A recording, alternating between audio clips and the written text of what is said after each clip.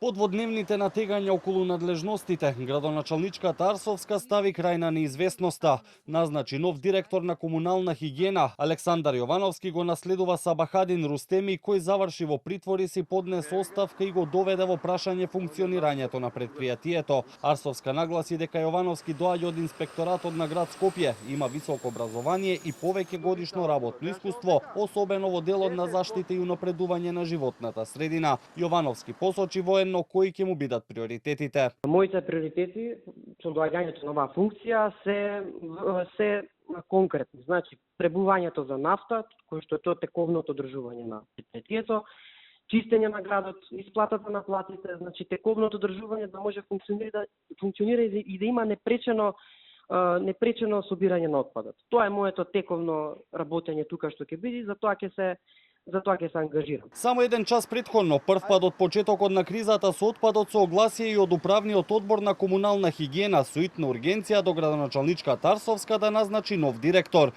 алармирајќи дека нафта имало само за уште еден ден. За ваше запознавање, во моментов се при крај резервите со нафта, наменети за специјалните комунални возила кои се употребуваат за собирање и транспорт на комуналниот отпад, што не може да се набави без подпис на ВД директор.